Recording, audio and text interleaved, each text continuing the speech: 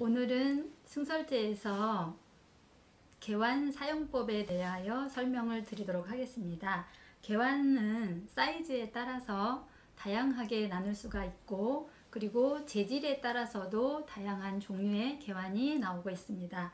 예를 들어서 도자기로 된 개완이 있고요.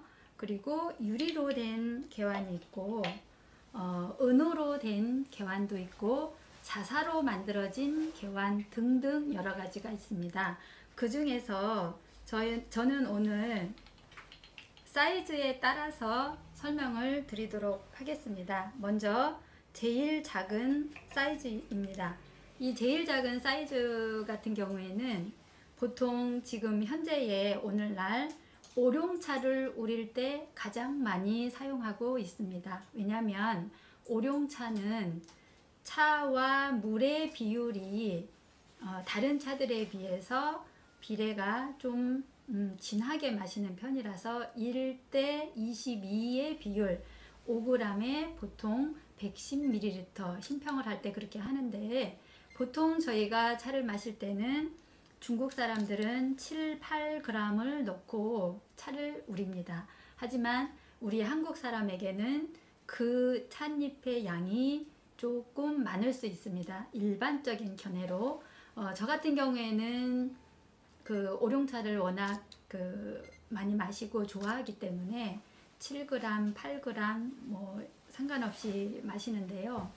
저희가 보통 그렇게 차를 우려드리면 너무 차가 진하다라고 하시는 분들이 많습니다. 그래서 제가 수업을 하면서 그 경험에 의하면 우리 한국 사람에게는, 특히 일반인들에게는 5g 내지 6g 혹은 6g 내지 7g이 가장 보편화된 그람수인 것 같았습니다.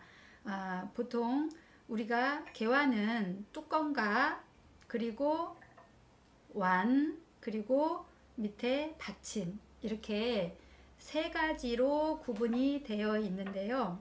뚜껑은 하늘을 의미하고, 그리고 아래에 받침은 땅을 의미합니다. 그리고 중앙에 있는 완은 하늘과 땅과 중앙에 있는 우리 사람을 의미하는 그런 그 의미가 담겨져 있기도 하고요.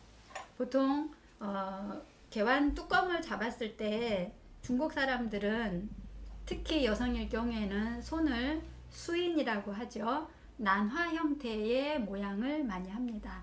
이 난화 형태는 난꽃의 모양을 하고 있다라고 해서 난화 수인을 많이 사용을 하고 있는데, 엄지와 중지 그리고 두 번째 약지를 뚜껑 안에다가 올려놓습니다. 뚜껑 위에다가. 그래서 올려놓고 개완 뚜껑이 똑같이 딱 맞지는 않아요. 왜냐하면 물이 흘러나오는 곳이 있어야 되기 때문에. 그래서 개완은 보통 이렇게 똑바로 맞는 게 아니고 거의 대부분이 보면 약간 불균형한 것이 정상입니다. 그래서 50분 방향을 살짝 들어서 열어준 후, 그리고 역시 두 번째 엄지와 중지를 양쪽 가의 테두리 부분을 살짝 올려준 다음에 저희가 잡아서 물을 따르는데요. 보통 사람들이 물을 따를 때 이렇게 많이 따르죠. 그래서 아래 부분이 손님을 향하지 않도록 하는 것이 개완 사용의 기본 예의라고 할 수가 있습니다. 그래서 보통 우리가 50분 방향의 문을 열어주고 잡아서 잔으로 가서 이렇게 따르죠. 그래서 사이즈에 따라서 이렇게. 그래서 마지막에는 손목을 이렇게 꺾어줍니다. 이렇게 하면은 물이 아래에 떨어지는 그런 것도 볼 수 있으면서 쉽게 따르죠. 그리고 이 아랫부분을 손님이 향하지 않도록 그렇게 해주기도 합니다. 그래서 이렇게 놓고요. 보통 요거는 우리가 청차, 오룡차를 우릴 때 많이 사용을 하고 있고, 물론 경우에 따라서 녹차를 우려도 상관은 없습니다. 그렇지만 유행하는 그런 것으로 봤을 때 오룡차를 사용을 할 때 많이 작은 잔은 개화는 사용을 하고 있다. 그리고 두 번째, 보통 사이즈의 개환입니다. 이 보통 사이즈의 개환은 저희가 녹차라든가 화차라든가 황차, 백차, 기타 등등 다 우릴 수 있습니다. 무슨 차가 되었든. 그렇지만 보통 통상적으로 중간 사이즈의 개환은 중국 사람들은 개인 잔으로 주로 많이 사용을 하고 있습니다.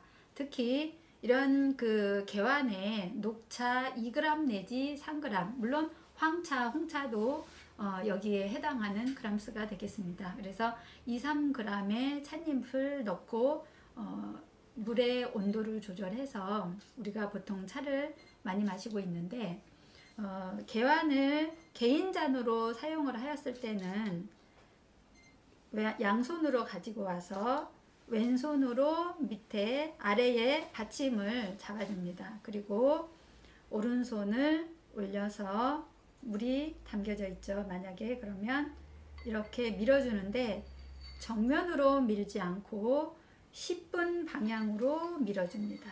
이렇게 해서 둥둥 떠있는 찻잎을 가라앉혀 준 다음에 35분에서 40분 방향을 열어주고 해서 이렇게 마실 수도 있고요.